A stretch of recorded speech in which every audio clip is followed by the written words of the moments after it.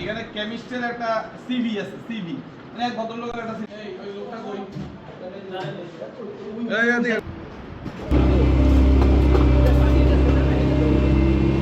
আজকে আমরা গোপন সংবাদের ভিত্তিতে আমাদের এই কলাপাড়া পৌরসভার কাজী নজরুল ইসলাম সড়কের আমরা এই বাড়িতে অভিযান করি। পরে আমরা খুঁজে এই বাড়িতে আমরা ড্রিঙ্কর জুসের অবৈধ ফ্যাক্টরি বিনা অনুমতিতে যে ফ্যাক্টরি স্থাপিত হয়েছে এবং কোনো রকম লাইসেন্স বেঁধে রেখে আমরা দেখে একদম টোটালি ম্যানুয়াল পদ্ধতিতে এই জুসটা উৎপাদিত হচ্ছে। তো যিনি এটার সাথে জড়িত জনাব মাসুদ শিকদার, ওনাকে জিজ্ঞাসাবাদ করে উনি কোনো ডকুমেন্ট দেখাতে পারেন নাই এবং আমরা যেটা দেখেছি সবচেয়ে স্পষ্ট এবং সেন্সিটিভ বিষয় হচ্ছে এই জুসগুলো কিন্তু বাচ্চারা খায় এবং এগুলো তাদের স্বাস্থ্যের জন্য জীবনের জন্য ঝুঁকিপূর্ণ।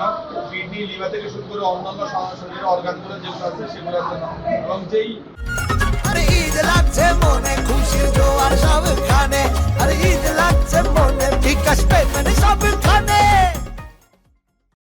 প্রিজারভেটিভ অথবা যে এগুলো আসছে সেগুলোও কিন্তু অননুমোদিত এবং সেগুলোর কোনো হেলথ কন্ডিশন নাই। আমরা বিষয়গুলো পর্যালোচনা করি।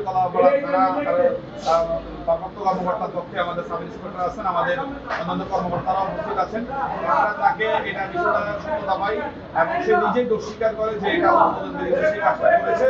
ফলে আমরা তাকে মোবাইল কোড 9/2009 আমরা এই বিষয়টা আমাদের গ্রহণ করি এবং ভোক্তা অধিকার সংরক্ষণ আইনের 50 এবং 52 ধারাতে আমরা তার বিরুদ্ধে প্রসিডিং নেই এবং আমরা তাকে 1 বছরের কারাদণ্ড, বিনাশ্রম কারাদণ্ড এবং 1 লক্ষ টাকা অর্থদণ্ড জরিমানা প্রদান করি।